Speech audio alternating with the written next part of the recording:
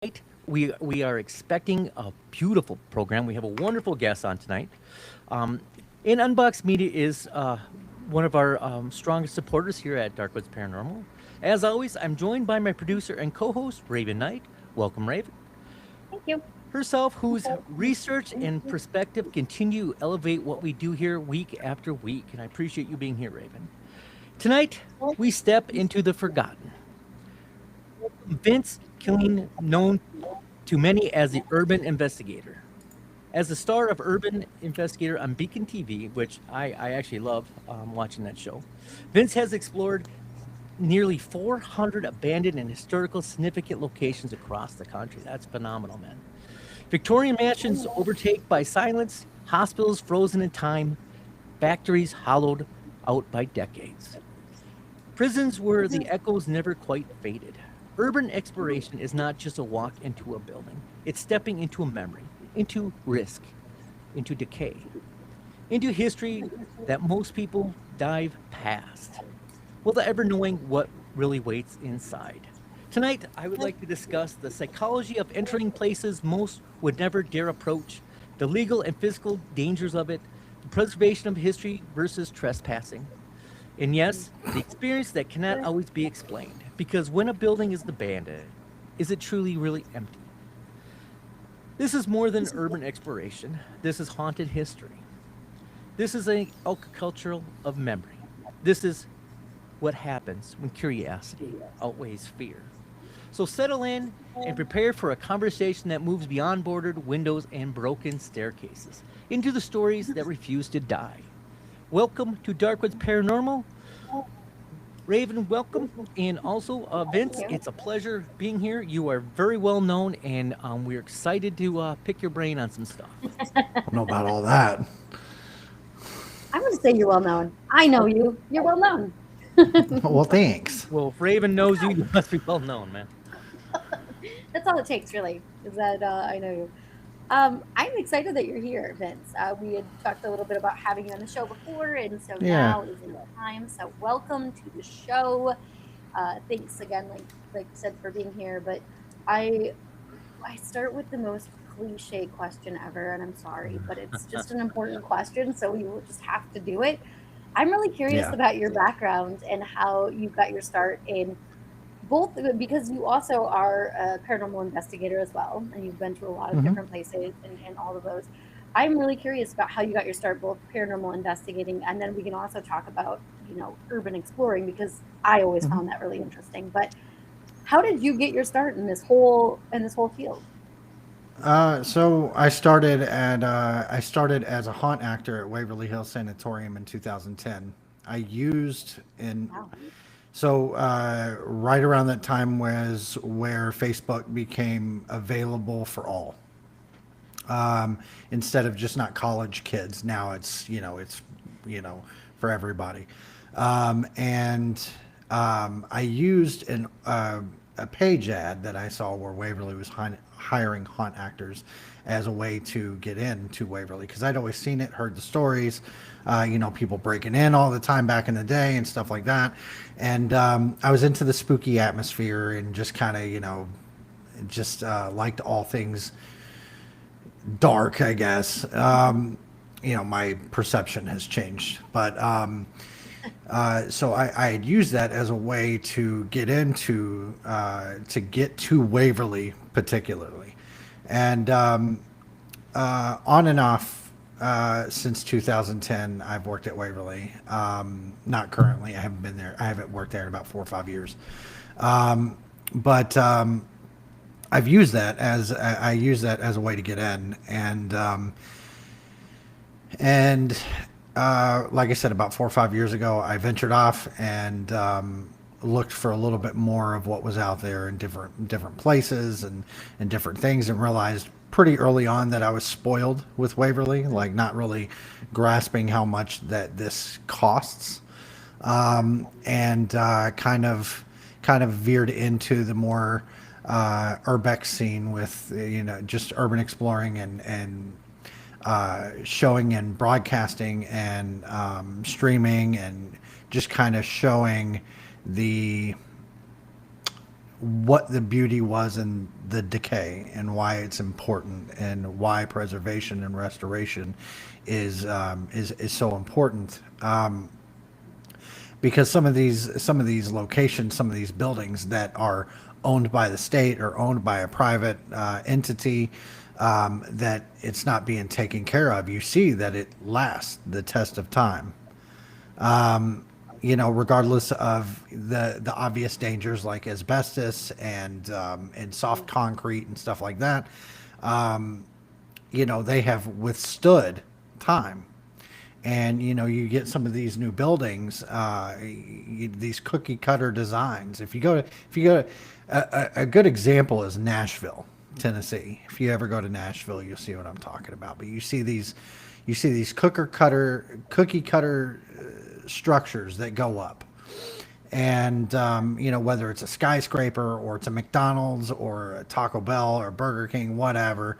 It could be an office building. It could be an insurance claim. It could be a lawyer firm, whatever the case. And it's also cookie cutter and generic. And if you remember, I grew up in the '90s. You knew what McDonald's looked like. Yeah. You knew what Burger King was just by the. You didn't have to see the sign. Just by the architecture of the building, you knew what you were getting into. So, Pizza Hut had its own thing, Burger King had its own thing, Taco Bell, McDonald's, whatever the case. If you were driving up on a hospital, you knew it was a hospital. There was no doubt about what you were getting into. And even lawyer firms, just anything and everything, you knew just by the architecture. And that's gone. All of that is gone. That's the whole being unique for a business or a brand is completely out of the window. It's been gone for a long time. About the only thing that you do get is the actual sign. It's true. Absolutely. And I was talking to somebody about this recently, and I know I keep talking about fast food. It's probably because I'm hungry. But I was talking about somebody about this the other day, is that if you look at a McDonald's that's built tomorrow, and let's say that wherever they're at, 10 years from then, and the architecture hasn't changed, if you go look at a Burger King, a Taco Bell, or a McDonald's, every building is the exact same without the signage on the outside. And it's a meticulous plan because, if they sell the building or they rent it out to, let's say that McDonald's, sells it to Taco Bell Corporation, all they have to do is slap their sign on with a little bit of construction on the inside to change one or two things around. It's ready to go. Yeah. There's no significance. There's no creativity. There's nothing to the point to where people have any kind of inkling or anything whatsoever, and it's kind of, I think it changes with the times too, because, if you had a taco from Taco Bell back in 1992 and you have one today, there's a difference. They've changed up they've changed up their ingredients too. It's not just the architecture. Yeah. Now they're trying to do things more cheap and charge you more for this slop that they give you. You can watch that on any kind of prison TV reality or whatever. You see them just poured on the tray. It's disgusting. Right. Yeah. But I'm not getting lost in track. This is coming full circle, I promise. But you take a brand, you make everything about the brand unique to yourself, and people get so used to it and so lost that the person that is doing it the person that put everything together has this thing, well, if I don't put as much salt, they're not going to notice. To save a little bit of time and a little bit of constraint and a little bit of money. They're definitely going to notice the upcharge for the little amount that I'm doing, Right. but they're not going to notice that the ingredients have changed, which obviously we all have. We see it all the time. Taco Bell is disgusting now. I don't know if you guys have. I don't know if you have had it recently or whatever. You haven't but- had it in so many years. but so I stream video games on Twitch. That's kind of my thing. When I'm home and I don't have anything else going on, I stream on Twitch. And we do that a lot in game. I'll eat on stream because people think it's funny and they just roast me for it. But so I will use DoorDash as a way to kind of, just because my viewers are so funny and they get so into it, they get so into my shenanigans that, and I notice it, if I order fast food from something that's been around for 20, 30 years, it's the ingredients are not the same. It's disgusting. But so I'm heavily involved in fast food. But to get back to the point is that once that creativity starts going away, so does the history. Mm-hmm. So, Trans-Allegheny being built in 1859 and shutting down in, I think it was 92, 94 or something like that. And what some people might not know, if it was gone tomorrow, ghost hunters aren't going to talk about it anymore. Mm-hmm. It gets lost in the history books. Historians are not going to talk about it anymore. You'll never know about the guy who was mentally disabled, that got bullied by some peers and had his head stomped in by a bedpost. Mm-hmm. You're going to forget about it because now it's gone. Right. And it's not to say that you need to hold on to it forever or anything. It's just saying that, somebody's life was impacted. Somebody's life was taken. And, we forget about all of those things once those things are gone. And it's Right. important. It's important to keep that kind of history. And I know it sounds dark, but it's a reminder of what not to do. So Pennhurst State School and Hospital is a perfect example of what not to do in society. And I know that gets a little political because of what's happening to Pennhurst. And it's unfortunate. And I don't want to get into that. But, we take away Pennhurst for a data center and all of that goes away. Yeah. Yeah. People will eventually forget. The rare few that won't is going to be people like me. And it's going to be people who are really in tune with what happened at Pennhurst or what happened at Trans-Allegheny or what happened at Waverly Hills or what happened at Randolph County Infirmary, Fairfield County Infirmary, Madison Seminary. I could go on and on and on, and I could list all these locations to you, and I could tell you about how Molly Stark Sanatorium had an awful history, and that you probably didn't even know what Molly Stark was until I brought it up. And now, because I just brought it up, you have no idea that it's been demolished. And we lost it last year. And no matter how hard anyone tried, it did not matter. The state wanted nothing to do with it because they wanted to erase history. For anyone who knows Adam Kimmel, he runs and owns Fairfield and Madison, and he was trying to buy it. I know that's a bit of a monopoly for the paranormal world, but I think the paranormal world could use a little bit of that. And the only reason why is because if someone goes up and buys all these locations and turns it into what they want, for paranormal research or history or apartment buildings, or whatever. It doesn't matter what you turn it into. If it's being used, if people have restored it, whatever the case, got rid of the asbestos and all that fun stuff. As long as you've done your part to make sure it's safe, and you're doing something with it that is liable for anyone and everyone, and and serves a purpose. You know, because I can't tell you how many videos that I post where people are in the comments telling me that, you know, oh, well, they should turn Pinhurst into a senior citizen home or a place for the homeless or, you know, whatever the case. I don't care what you turn it into as long as you do something. Tearing down the building for a data center is outlandish. Yeah. But I kind of went way off topic. That's how I got my start in the paranormal, was that I worked at Waverly Hills Sanatorium off and on for over a decade.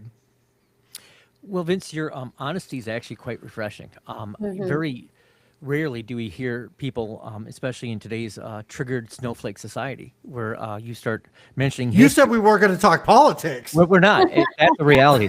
That's where we live, my friend. But history is dark, and it has to be dark because it gets us to where we are. And once you erase these structures that people built with their hands and their energy, and once those are gone, we have no history. And you're absolutely right. Everything is cookie cutter. There's no creativity. There's no originality anymore. Everyone's No. afraid to be original. And one of the beauty, I think, when we go in these old buildings and walk around, is just the woodwork. They don't produce that anymore. Yeah. The love and creativity people put into these buildings, the buildings themselves were art forms, at least in my opinion. And now you walk around, you see these buildings, and they're just the same. There's nothing special about them. But preserving history is special. But then again, if we look at the flip side, once you remove history, you can create any kind of future you want because you create the narrative. Yeah. And you know,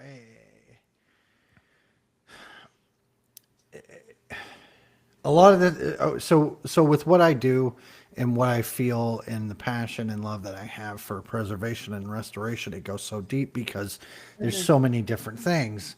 And here today, in a stance of in a field full of weirdos and crazy people that talk to the dead and share their love and passion and you know, whether you're a Salmon Colby or you're a Jason Hawes or you're a, you know, whatever scale of entertainment that you're on in this field, everyone all has the same goal. It's to get the EVP. It's to get the shot of the pretty birdhouse that's probably 90 years old that's been sitting in this windowsill for over 70 years, whatever the case. But everyone has the same goals, and when those goals are broken by something as crazy as politics for something like a data center, you know, we lose all of those things. And it's not just data centers. Molly Stark, they just didn't want the building there. They were just like, we have a park, and you know, people walk around it all the time, and this and that, and you know, if the hospital just wasn't there, people wouldn't try to break in anymore. And that's the excuse that a lot of state legislators and state leaders use, is that, well, you know, it's there, so people break into it. If it wasn't there, people wouldn't break into it. Or you could simply restore. And if you restore, you can use it for whatever you want because you own it. You're the state, and you can do something with it instead of just letting it just sit there. People wouldn't break into it anymore if it was a glorified office building. And they wouldn't have a need.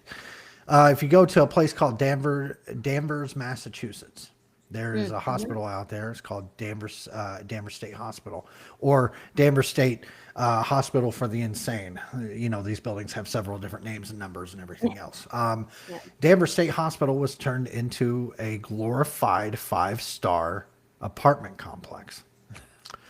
And where they did tear down some buildings, and those buildings needed to be torn down due to asbestos and due to the neglect and the abuse from the weathers or from the weather, and you know, from people as well, because people are awful. There will never not be awful people. You know, so they tore a bunch of stuff down, but the Kirkbride is the forefront for the apartment complex.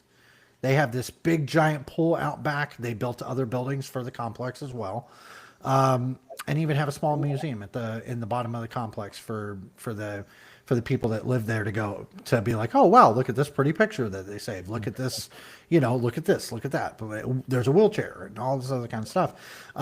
But they preserved, restored, found a use, and went with it.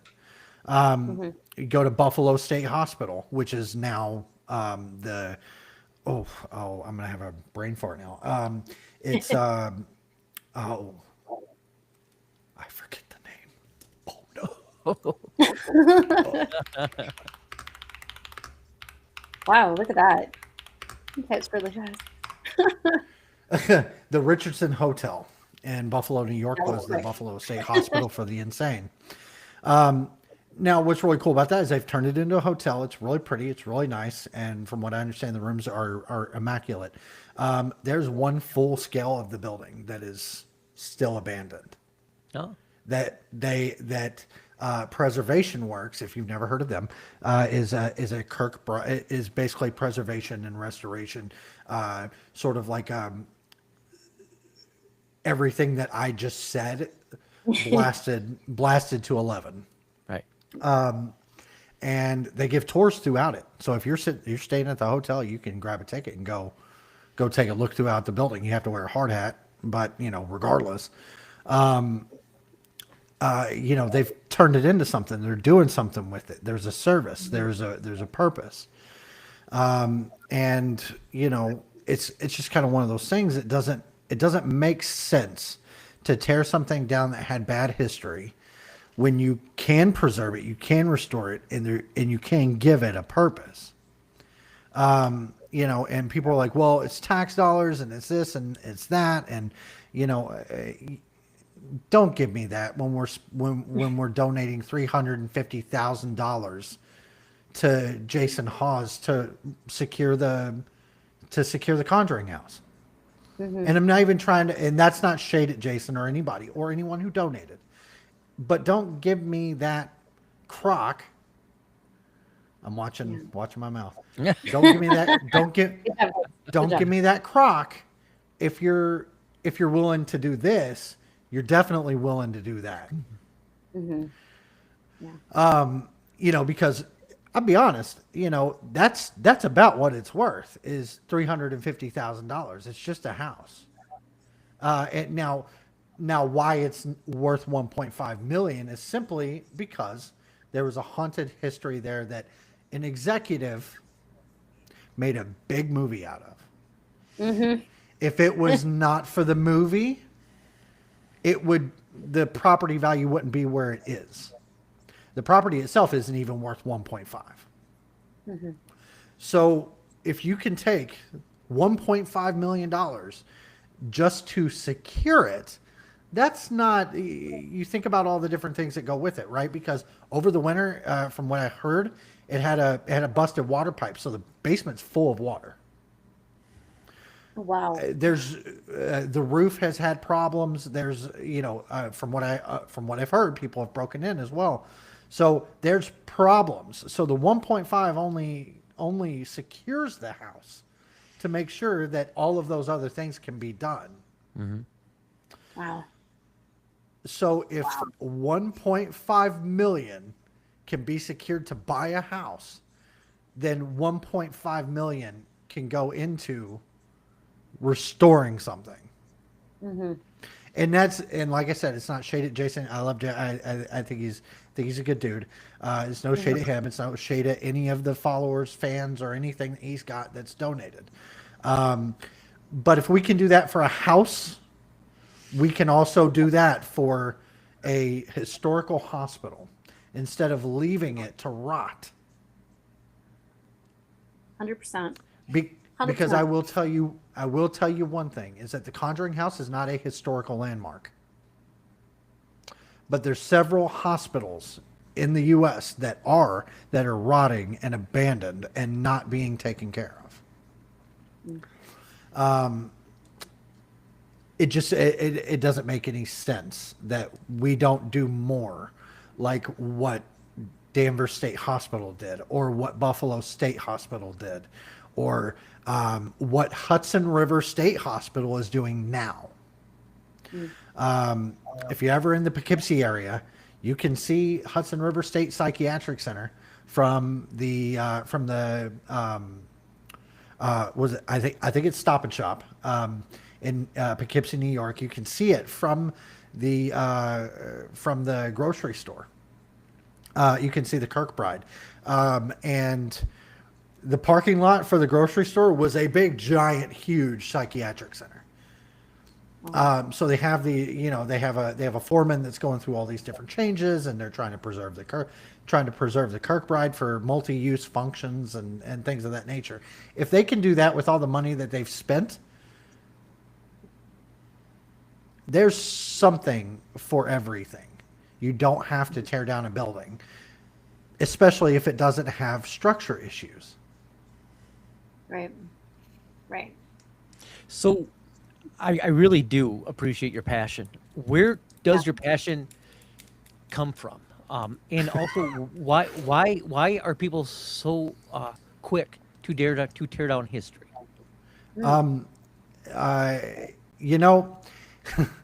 I've talked to state representatives. I've talked to people that are selling property. I've talked to people that own buildings and are willing to sell, but want no paranormal, want no urbex, no exploring, don't want anything to do with whatever.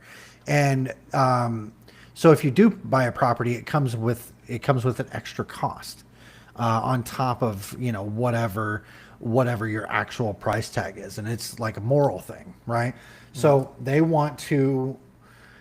A lot of these places, they're owned and operated by people. No offense to anyone, but they're owned and operated to people who are over 70 years old, and lived through the history, so they remember. They know what happened at these places. I'm not really sure if it's like a subconscious thing. Like they don't want people to live through that again, or they don't want the history brought up against because it was so traumatic to begin with. It's wild. Going back to Pennhurst, if you talk to locals, anytime I post anything about Pennhurst, I get a range of people that are like, they should just leave it alone and not do the haunt, not do the Paracon, not do haunted stuff, not do history stuff, not do tours. Like if you go online, it's everywhere. The banter is outrageous. What these people don't understand is that the people that are running, the people who run the haunted house, the people who run the Paracons and everything else, 90% of them have mental disabilities. 90% of them have, it's all different ranges, whether it's ADD, ADHD, autism. I can't, just off the top of my head, because there's so much, but taking back to the time when Pennhurst was at its peak, right? It was a school. It wasn't even an asylum, but people were just dropping off their kids like it was. Pennhurst Asylum is just simply a title for their haunt. People get that mixed up too. But I think what it is that people are so afraid of things happening again. They don't want the general public to live through the trauma again. So, if you let's say that you go by, let's say the data center thing's done, you got probably, I think it would take like $15 million to buy Pennhurst. You go buy it, you got an inheritance, whatever, you go over there. There's a million things you can do. There is also a chance that you decided that you, with the recent uproar of making asylums great again, that you could potentially turn it into an asylum again, which it never had that title, but you could do that. Sure. Because what people don't already realize is that we have psychiatric centers, we have asylums. They haven't gone away. They're not extinct. We still have them today. I know Yep. that in Louisville, we have like 4 or 5 within a 50-mile radius. There's one right down the street from me. You know, and there's always that chance. So rather just demo it, get rid of history. Nobody has to remember it. Nobody has to, you know, you don't have to teach your kids. Your kids don't have to look into history books and see these problems, right? Because it's gone. It's you know, it's, when I say that history is important, I mean all aspects. And this is and you know, I know we're not talking politics, but this is coming from a red-blooded, gun-toting, liberal humanitarian. None of those things make sense in one sentence, right? None of these things make sense. But it's because I love people. I care about people, but I also love my rights as an American. What it boils down to is that if you,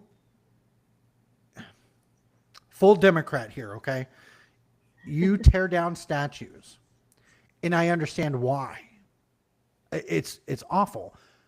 But at the same time, we cannot forget our history. We cannot let our history repeat itself.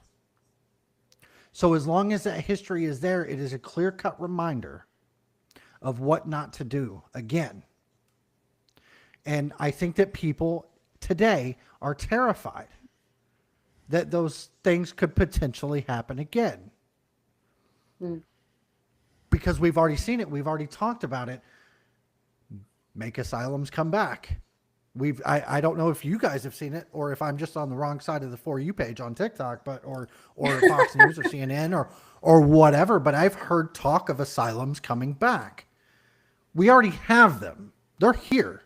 They might be overbooked, but we have them.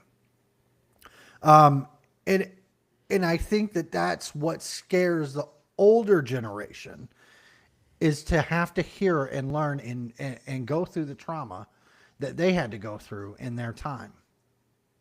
And when you talk about those things, it's, I mean, I don't know if you can see Gabriel down there, but man's head looks like he's about to explode.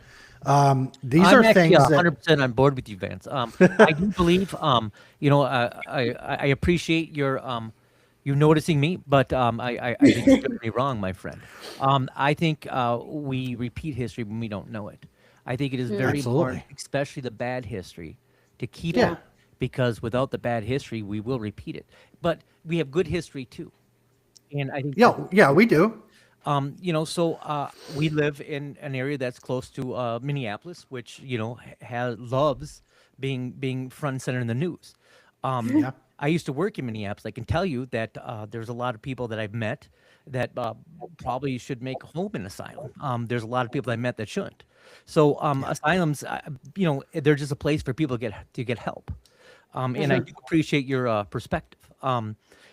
I do think, to go back into the paranormal before our viewers start throwing rocks at their screens, I think what attracts me to paranormal isn't the aspect of I just discovered a ghost.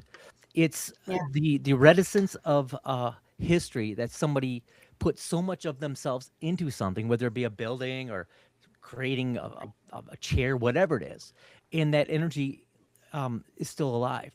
And I take that as a positive sign that when you die, there's something more, because energy never stops. It just continues on in a different path.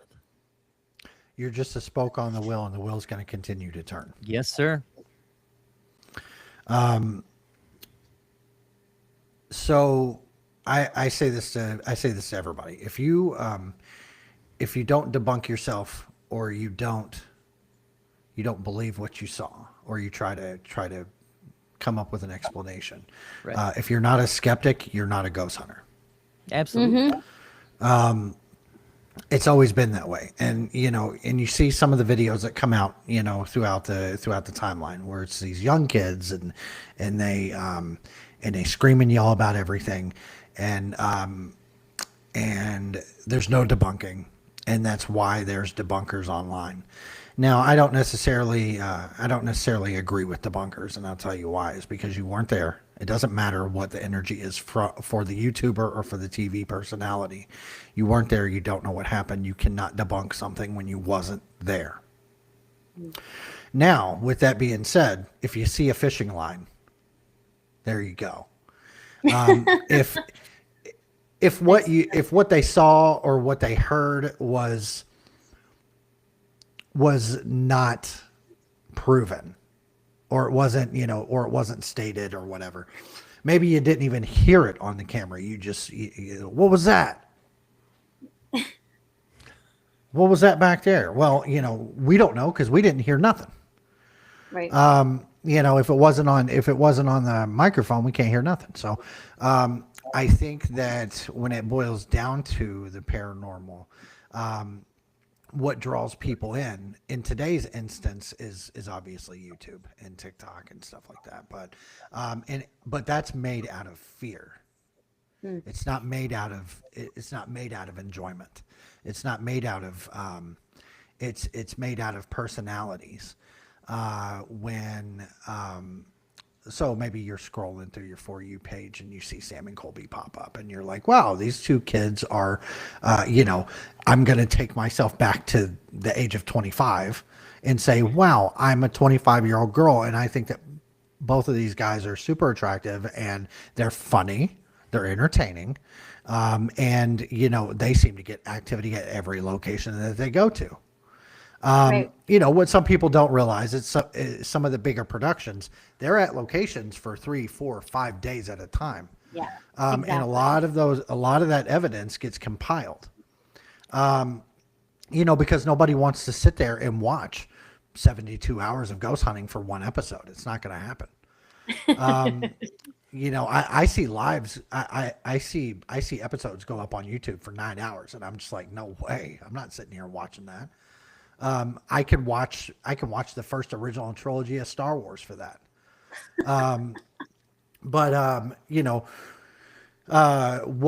What draws people in today? That's what draws people in. It's not for love of 90% of the time. It's not for the love of, like, for instance, what I have for the paranormal. It's not for the love what you guys have for the paranormal. It's for the fear, because there's something very real about Sam and Dean walking into an abandoned psychiatric center and running into Crowley, who could potentially hurt them, right? That's not what it's like at all. And, and until some of these people, that's why some of these locations become so popular, is because of the sheer ridiculousness of, what entertainment is when it comes to the paranormal. I can tell you that I have seen one full-bodied apparition in my time, in all the years of doing this. I have seen one actual full-fledged shadow.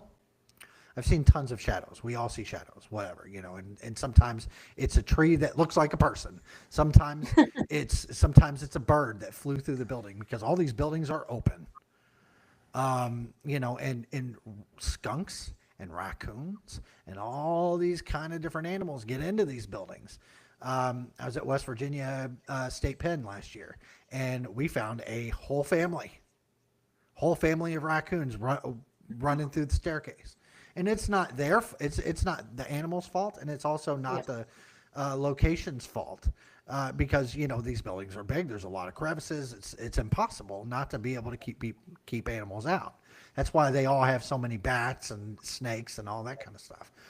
But I think the draw is pure entertainment at this point. There hasn't been a lot of love or passion for it. And the reason why is because we're told to believe that Annabelle, I'm sorry to those who really, really, really, really love those movies, but we're told to believe that Annabelle can potentially harm us. We're told to believe that Robert the doll can potentially harm us. Whatever the doll is at Zach's museum can potentially harm us if we look them in the eyes. whatever the case. And instead of going and doing it for yourself, you'd rather sit home and watch these other people sacrifice their lives for, the thrill of me being terrified at home, sitting on my couch, eating a big tub of ice cream Our Taco Bell. Yeah. or Taco Bell. Yeah. Right. So Raven and I are not bashful about speaking how the paranormal world, at least in our aspects, have become very money grabs. We've been in many Commercial. places where they charge high dollars, and it's just a very beautiful building to be in. I We like beautiful buildings, sure. We do. I do think that seeing things, just like you said, is a rarity. I think people sensationalize it. I think because of social media, it's instant gratification. Look what I discovered. I'm special. And I always like to look at it as, if an energy is that powerful, it can stay around. Sure. I want to know what that is, because that's pretty cool, man. Because, most people, they give up. They die, and whatever happens, happens. We all have our own beliefs. I'm a Christian. I think energy, when you die, Oh, you go to naughty, heaven. naughty. Well, it's okay. It's my program. Sir. I know. No, And nothing. then there's a hell, right? So I think people don't look at it as there's repercussions for your actions, and there most indeed is. So when I go into a area that has had a lot of paranormal activity, according to all the blobs or online, it's always interesting to me, because I think people can carry garbage. I believe in demons. I believe in angels. So I think people bring all that crap with them, and it kind of just swirls around, and you get crap. I've had the wonderful experience of experiencing the presence of God. I almost died on a motorcycle once, and the warmth that I remember that experience. And so I know that there's things out there. Hey, real quick, that Yeah. warmth you felt was road rash. No, I'm just kidding. No, that was the hand of God. And so backwards. I do know that there is something out there. And what intrigues me about it, Vince, is trying to understand that, and, Sure. and enjoying the special that you're able to experience in that moment. I've talked about this so many times, where you see all of the thumbnails for YouTube where they're like, Yes, sir. and you see, we talked to a demon at the Rhodes yeah. Hotel. Right. Yeah. Right. Whatever the location. I want to do the same thumbnail and just say that I talked to an angel. Right. And in whatever the situation is, I think we've all had Estes sessions that went good and Estes sessions that went bad. Some of them are sad, some of them are really happy. Some of them you think you're talking to a child, some of them you think you're talking to a grown full adult. But give me one more EVP, or give me one more Estes session that sounds like I'm talking to a child, just so I can throw the word angel out there.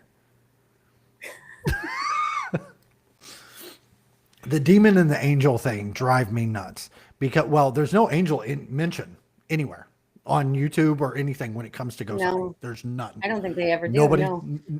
nobody talks about it. And to be honest, Gabriel, you saying, I feel like I'm actually in an episode of Supernatural with that name.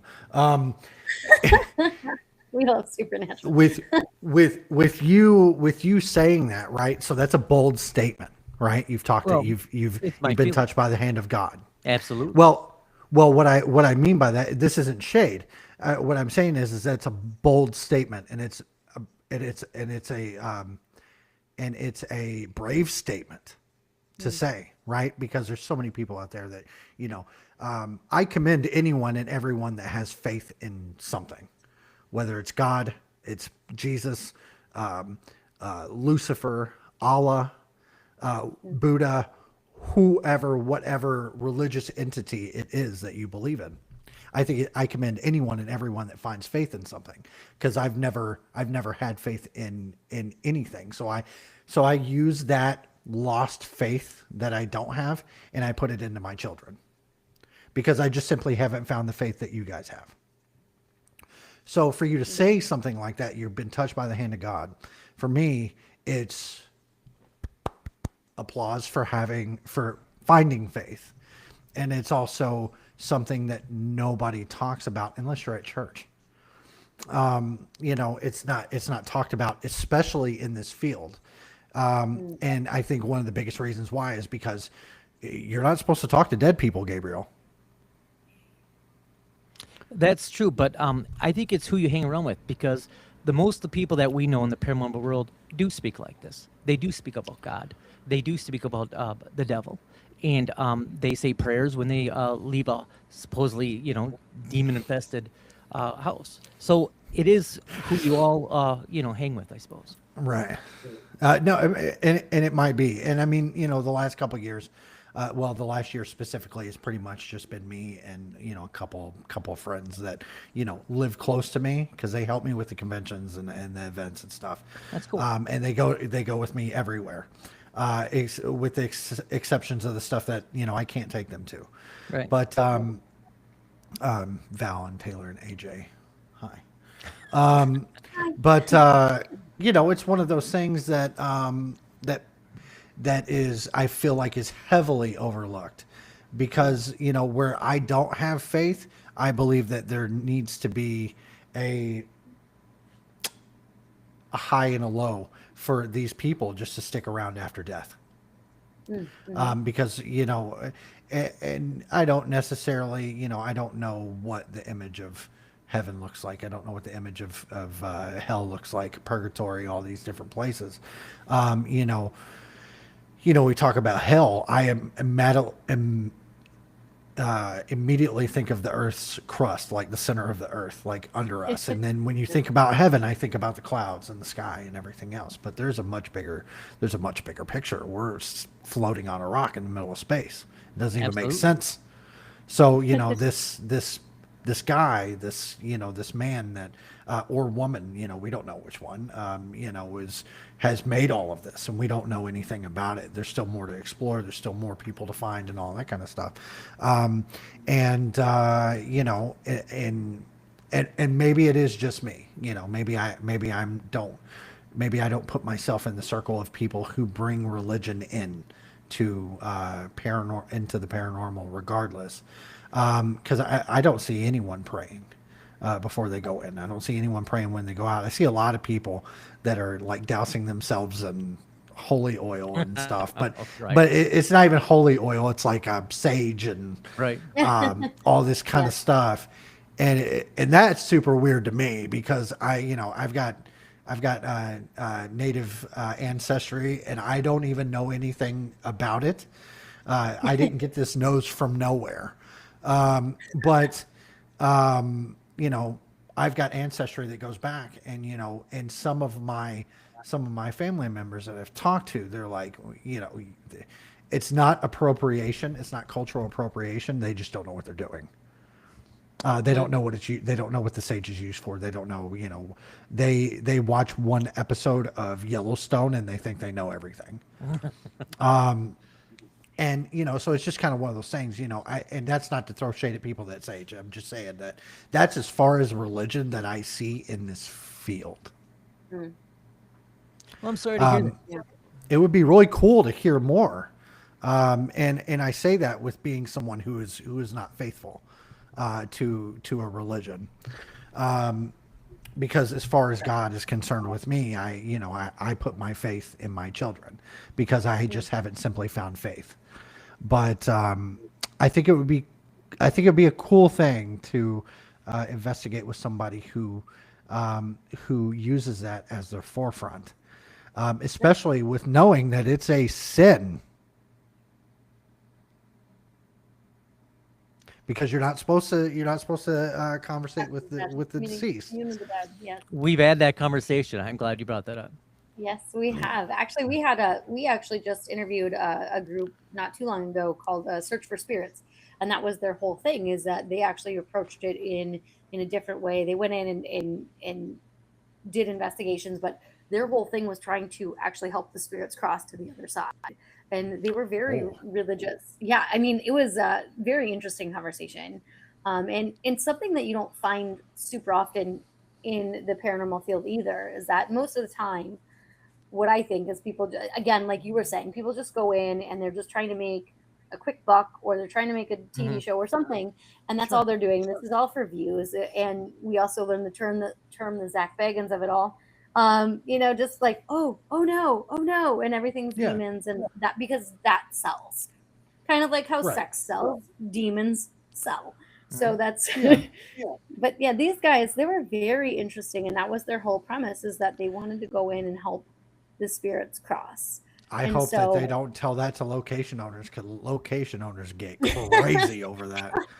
They're like, listen, you can't investigate here. We need the spirits to make our money. I've been to a few locations where in the beginning of the conversation, they'll tell you, they're like, we don't allow Ouija boards, we don't allow crossing over, and this is blah blah blah blah blah. And it's just like, like what you were saying, Gabriel, you believe that a lot of people just bring the shit with them. Sorry, absolutely. No, that's so you get one. So I mean, with that statement, because I've always believed that too, that a lot of the times, if you go into work and you had a fight with your wife, it's going to reflect the way that you work for the day. If you had your kids doing bad in school, it's going to reflect how you're doing. If everything is piling on top of you, it's going to reflect in what you do. So it does make sense, because not everyone is going into a location skipping and having a good old time. There've been a lot of locations under scrutiny for for bad people, right? Like a lot in the last couple of years or whatever. So that can affect things too. And so regardless of like trying to cross somebody over, let's say that the Wraith Chasers really did catch a ghost inside their wind chime. Did they take it with them? Are they down one ghost? Are minus one is this way? John Smith from Pocahontas's late husband is trapped in the wind chimes over here, and they can't pull him out anymore. Now he's trapped. Right. It's all experimental, and none of us will ever understand. I don't think that there will ever, scientific versus equipment and scientific versus metaphysical and everything else. I don't think we will ever find a viable piece of evidence that tells us what happens life after death. Not until we die. Not until we die. You're right. I don't think it's supposed to be that way. I don't think we're supposed to figure it out completely. Well, I mean, that's what we're doing, though. That's right. what we're doing, essentially. We're trying. So the gentleman we had on last week, I really enjoyed talking to him, but I posed a question and they made him feel a little uncomfortable. But I think discussion's good. I think making people feel uncomfortable is not necessarily a bad thing. But I posed the question, in Sunday school. And most people like me that went to Sunday school, you learn, you die, and nothing happens until God blows those horns and you come up and you fight a battle, right? So I truly do believe that when people go in locations and there really is activity, I do believe demons come to you sideways. If they came to you straight on, they would scare you. So they come in as family members, and that's not a very popular thing to say. It gets people mad, but I'm open to other people to have different opinions. I have different opinions of people, and I think that's the wonderful of people, because if everybody was the same, nobody would be unique. Why talk to people? Everybody believes the same thing. How boring is that? I think it makes unique people is what is the beauty in life. Meeting people that believe different than you, meeting people that see things differently. That's where the education comes in. But I was explaining to these people that I do believe that your grandma doesn't come back and say hi to you. I do believe it opens a doorway to entice you to go into a different direction. And that's my own personal belief, but that's what I enjoy about these programs, is talking to people that have different aspects. And I enjoy the conversation we're having right now, Vince. I appreciate it.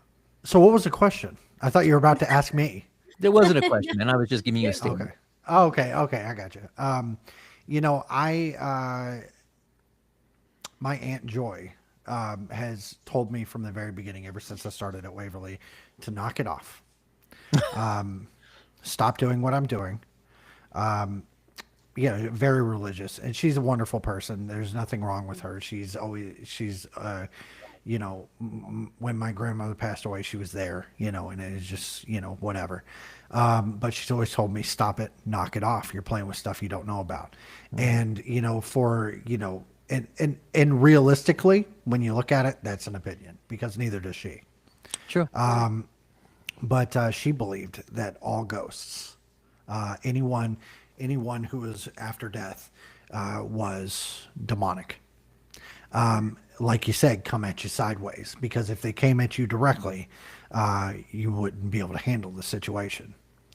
But when you take in my personal opinion, when you take a look at history throughout life, there has been someone or something that has died in every centimeter of this world.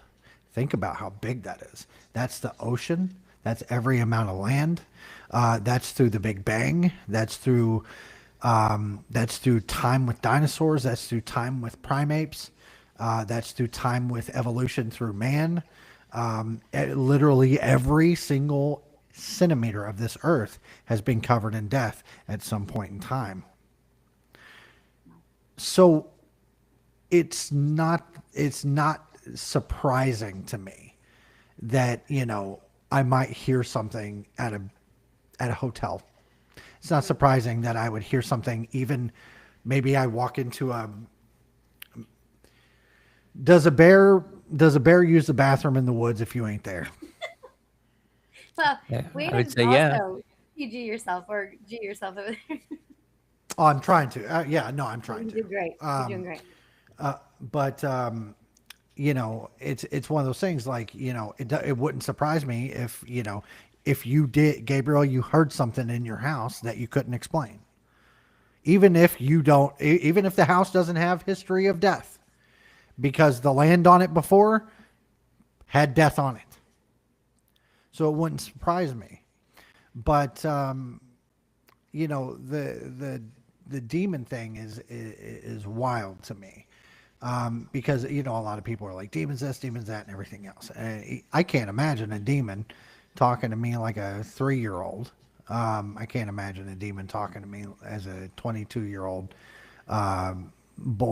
man who had, gotten ran over by a train track or by a train. But what I can imagine is that this world has more than what we know. Absolutely. So, angels, demons, ghosts, even cryptids, which I'm really, I struggle with so hard. Because every single bit of evidence for the Loch Ness Monster and Bigfoot and Mothman have all been debunked. So I have a hard time with cryptids. That's another thing. That's another story. But that was the next question, actually. It wouldn't surprise me if everything was cohesive. Is all I'm saying. I don't know. I don't necessarily even believe everything that Gabriel believes either. I do think that there are spirits. I do think that you can be visited in dreams by spirits. I think that that's totally feasible. And I don't think that everything is, demons coming at you. I do think that, there are just people that might be stuck, and that's what it is, or energy that has been left. You go to Gettysburg, we all know that people have experiences in Gettysburg. It's just that residual energy from all of the stuff that happened on that land. So that's, it makes sense to me that it's still stuck there. Places of so much tragedy are going to have that. They're going to have that energy. They're going to have these residual hauntings, because it's energy, and we are all energy. And Yeah. So that's where I'm at with it. And I think that's the fantastic thing about all these programs. You can believe in anything you want, Sure. and I've noticed, at least these conventions we go to, and nobody really cares, man. We're all along for the ride. And that's why I enjoy the conventions we go to and meeting new people like yourself, that I enjoy other people's opinions, because Yeah. if you don't know what other people's opinions are, it doesn't open you up to anything else. So I enjoy that. Yeah, absolutely. What I also love is eh, you said so earlier too, go Vince, ahead. that skepticism. That's actually really good too. Like not Yeah. 100% going into a location and believing, right? Like everything that's happening in that location is haunted. Oh, it's a ghost. It's a Sure. ghost doing this. It's a ghost doing that. It could be a family of raccoons that are literally just hanging out in the stairwell or whatever it is. Yeah. But I also just wanted to point out that I really appreciated that. I think as investigators, we have to go in with that level of skepticism. Sure. As much as I love Fox Mulder, there has to be some Dana Scully in it. You know what I mean? Sure. Yeah. I think a lot of people get lost in that too, because there's a lot of people that, and it's nothing against anybody, but I mean, I think there's a lot of people that have that chip on their shoulder where they're, you got to believe, you got to believe. And, I know people who are more scientific in the field that don't believe at all. And it does blow my mind. And I'm just kind of like, okay, well, you say you've been in this for how long? 10 years? You say you've never seen anything. Why do you continue to pursue if you don't? So essentially, they have faith. They just haven't seen anything. So regardless of saying that you believe or not is irrelevant, because you continue to pursue whatever this is Absolutely. in this world that we will probably truly never have answers to. And that's the fun of the chase, I think. Just say it is At least for Oh, me. interesting. sure. Absolutely. It is interesting to see. Yeah. Well, Vince, you're a very fascinating guy. I enjoy your dialogue. You are on a TV show, correct? We have a TV show coming out this year on Stream Beacon TV. I see those ads everywhere, man. It's cool. Why don't you tell us about your projects and what you have going on, and how people can find you? So you can find me on every social media platform you could possibly think of, with the exception of whatever that butterfly app was. I'm on TikTok, I'm on Twitch, I'm on Facebook, YouTube, and all of those things. The show that's coming out is on Stream Beacon TV. Use code URBEX10 if you haven't already signed up. And as we're talking about this, I'm realizing how hypocritical this is, and saying, well, people will do this for money and all this other kind of stuff. I don't get paid. Listen, At all. none of us do. No.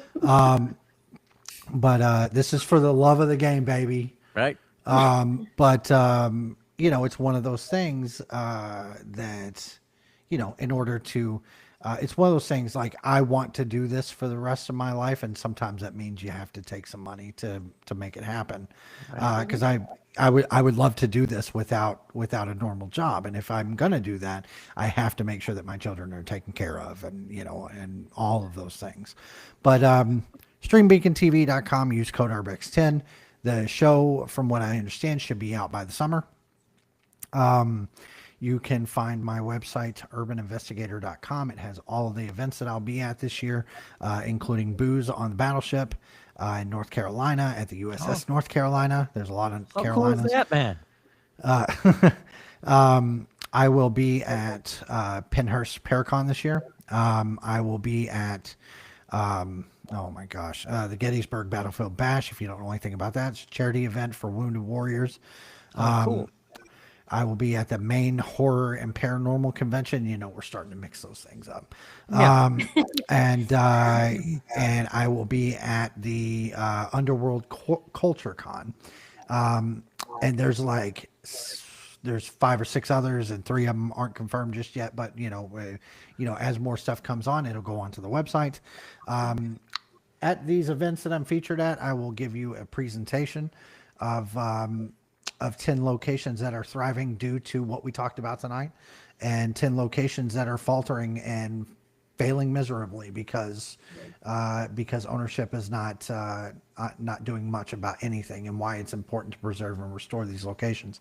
I